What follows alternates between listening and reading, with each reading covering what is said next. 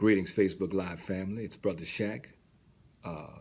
Really quickly, I wanted to talk about something. I wanted to write about it, and then I remembered just this weekend at the Aretha Franklin tribute, someone said that the literacy rate in Louisiana was, it sounded like she said functional literacy was like 70%. I hadn't verified the statistic, but I do know people read a lot less and they tend to watch more videos. So instead of putting this into a post, I thought I'd do a quick video. Maybe you'd hear me if you wouldn't read it. But the title, what I titled it, is Listening to Black Men. Listen to black men because black men are really trying to tell us. I have the good fortune and honor to listen to black men daily in my work. And I will tell you that brothers are really trying to tell us something and really struggling with language to do that. We've not had, traditionally as much experience with expressing ourselves because the way we've been socialized, men aren't supposed to be very vocal or very verbal. And so it's not always encouraged to hear what's on the mind of a black boy, and that, of course, grows into adulthood in terms of the socialization. And therefore, brothers don't always have a lot of practice in expressing themselves, verbally, but yet, we express ourselves in many other kinds of ways that don't always have the most healthiest outcomes. And to be fair, for all black people, at least in America, who are speaking English as their first language, this isn't our language. And I am convinced that there are things that black folks can feel and experience and think that English simply isn't sufficient enough to be able to capture, to be able to express. What's going on, Brother Aaron Greathouse? Thank you for joining me, man. I see a sister is in there, Sister Salmi Seti. What's happening, sis? And so I'm saying all that to say that's part of the reason why we use so many gestures and talk with our hands, because we're not simply trying to say something to you as black folk. We're trying to get you to feel us. And sometimes you feel us when you feel these hands, because we're trying to connect. And really, we're trying to reaffirm our humanity, knowing that we've been dehumanized here in America throughout our time here. But I'm saying this specifically about black men and the value and intention about listening to black men, because black men are saying, man, I'm struggling, man, I'm hurting, man, I don't even know how to say this. I've got all these different feelings that I haven't even examined, that I'm told I'm not even supposed to have, and I don't know where to put them. And so we see the carnage, we see where these feelings are, we see oftentimes where these uncried tears go. When I listen to our brothers on a daily basis as an older black man, what I hear is sometimes a younger me, and realizing how many times I have, hurt, black women or black girls and added to whatever their situation was in a very negative way, because I simply wasn't able to express myself or at least address my own situation, my own emotions and my own thoughts. And I really put that on them to be the ones to do that. And, hearing the brothers demonstrate that, of course I understand now as an older person, it's part of the socialization, but realizing how much damage it continues to do to our sisters and our families. On last night, we had the opportunity to sit at the sister Asaya, her birthday party over at the TLC. And me and another brother, we were there watching and talking, and what we were talking about was how all of these sisters had their children with them. And there weren't a lot of men around. There weren't a lot of men there, but, obviously men were somewhere because all these sisters had children. And we were looking at how beautifully they were shining and how they were up there on the stage and they were just doing really incredible things and expressing themselves. And what I said to him as an older brother, I says, look at how brilliant these sisters are, man. And that's with all of the hell that they're going through and all the hell that they're catching being black women here in America. Imagine what they could do and what they could be for themselves and for all of us if we were healthy, if we were doing our part to support and uplift them. And you know, as the brother and I talked, we also concluded that it's not that we're choosing collectively, I'm just broad strokes here, not to support. It's just that brothers aren't really sure what their contribution is because we just really haven't, the whole of us, done that particular work. And we're really counting on and depending on, you know, our sisters and our mamas and our wives and all other black women to do that emotional part for us. That we like to stay upstairs in our head and we want to think it through and rationalize it. And we don't want to feel because we don't quite know how we're supposed to feel. And we also know that we ain't supposed to feel. And so we don't know how to communicate that in a healthy way. So oftentimes it ends up being very, very destructive. And we blame sisters for not loving us enough, for not doing for us what we really haven't even begun to investigate for ourselves.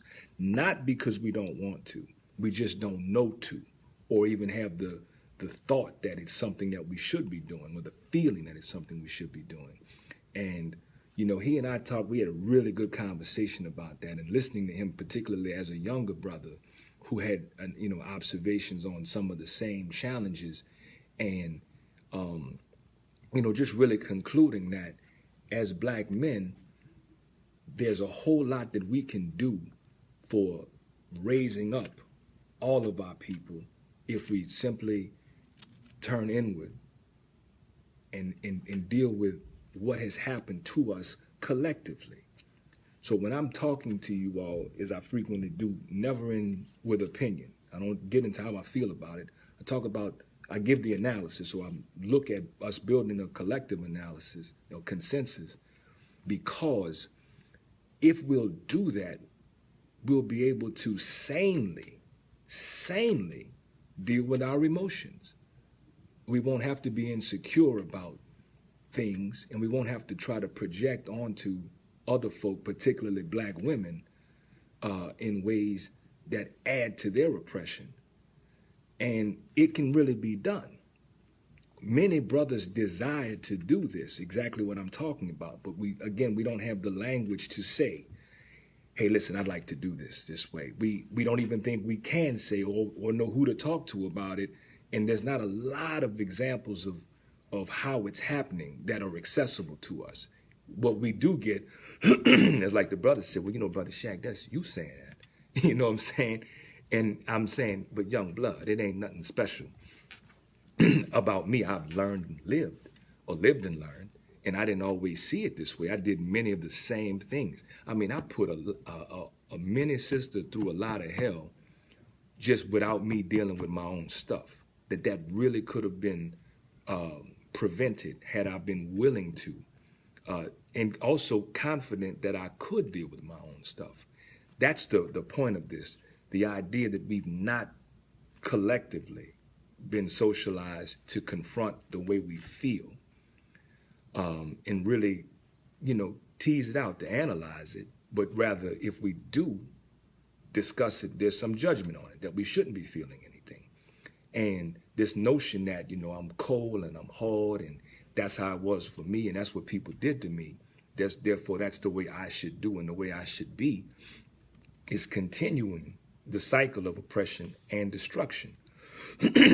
Now, be clear, I'm not saying that brothers need to go run out there and do this for black women. I'm saying that brothers can just stay where we are and do this for ourselves individually to understand our individual impact in the world, understand what our purpose is, and then gain a better sense of our own individual power inside of this racist oppressive construct before we even start going outside of that. Because if we don't, we're going to continue to put the onus and the pressure of solving all of our or satisfying all of our emotional, excuse me, all of our emotional needs, on the backs of our sisters, and they carrying all the other shit.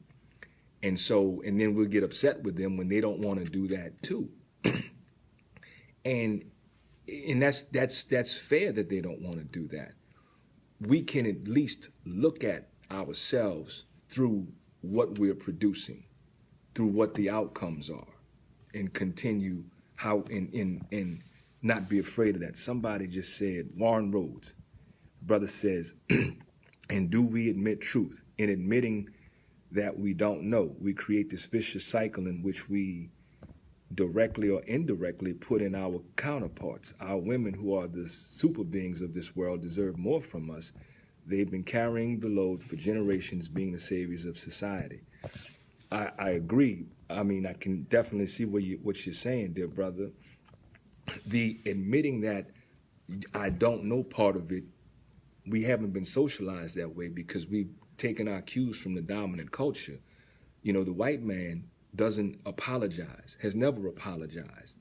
He's not checked. He's untouchable. He does what he wants. He imposes whatever his will onto everyone else. And as black men, those of us who have come to be called black men, we have a long history and legacy of looking up at his leadership. So when we think about manhood and what it is to be a man, we're really trying to fit into that paradigm. And when we do that, we're simply adding to the oppression of the black woman. So we're still putting something else on her in our attempt to reach manhood. And so we're not doing that because we're bad people. We're not even aware that we're doing that. And the way this oppression is set up, there's not very much time for us to sit and ponder why we're doing what we're doing. And so in a very unnatural, abnormal situation, we are doing obviously very unnatural and abnormal things, but we don't have any context for that because we're busy trying to survive. But in the course of us trying to survive, we're wreaking a lot of havoc and doing a lot of damage that we really don't want to do. We don't want to do that. So the brothers aren't bad. Like, our black men are not bad. That's why I'm saying listen to us. We're not bad. Black men are not inherently bad or evil or horrible or any of those things. There were no niggers in Africa. Nigger was made here in America by our oppressor.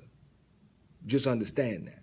And because we don't have clear knowledge of who we were before we had this encounter, we've taken on what our oppressor has said about us in terms of definition, and we're acting it out and we're acting upon it without any real interrogation on where does that come from and who are we really. And the same way we've been socialized, everyone else has been socialized about who black men are. So what I'm encouraging all of us to do is to listen to black men. And that means for black men to listen to black men. That means for black men to listen to the black man who's staring back at you in the mirror. Like, really listen with this, though. Listen here. The moment you're willing to extend humanity to yourself is the moment that you start to see that your brother and your sister and your mother and cousins and everybody else is just, in fact, as human and has the same feelings and needs and desires and hopes and fears and dreams and aspirations, and is getting their ass kicked under the same oppression. But until we'll do that, we're going to try and impose a will that isn't even our will, that we're borrowing from the people who are oppressing us. And we're going to try to imitate and mimic what we see the men of the dominant culture do, which we know is horrible. We got 400 years of history that tells us that that ain't the way to go. So listen in both places to the black man and encourage and help brothers express themselves the best we can in this very limited language of English, because that's what we've experienced in America. There's no word in English for it. So we do the best that we can. We really do the best that we can in trying to communicate. But be gentle with yourselves. I thank everybody for listening to. This was supposed to be real quick. So if you got comments, it's cool. Go ahead and put them in. and I'll respond to them. I got to move on to the next thing. And tell me what you think about it. I mean, maybe you think black men shouldn't be listened to. Maybe you tired of hearing black men talk. I don't know. But there's all different kinds of thoughts out there and different kinds of opinions about the collective of black men, but not a whole lot of analysis about it. The idea that black men and black women are opposite sexes is also misguided, and that's not our creation. It's not even true. We're complementary sexes, so we're halves of the same whole. So together we make one. We make one healthy thing and we make one unhealthy thing. But we do have a responsibility in our contribution, and we have a lot of power over how that shakes out. But there are many things that we must know, not to be woke, not to be deep, but to be sane. That's why we say, True Love Movement, we need you well. The analysis is so that you have something that we can really talk about as a common language, so that we don't have to resort to opinions and saying, because we're all hurt. All of us are hurt, and we've been hurt, and we've continued to hurt other people in our hurt. We've established that because someone else has done something to us, not because we're just bad people that want to go around hurting folks. So that's a beginning to having an analysis on the totality of our situation, as opposed to simply what has happened to me. We can remove that and look larger, and then we can solve bigger. So thank y'all for joining me. I will respond to your comments, but I got to get to the next thing. This is Brother Shaq, Wholeness.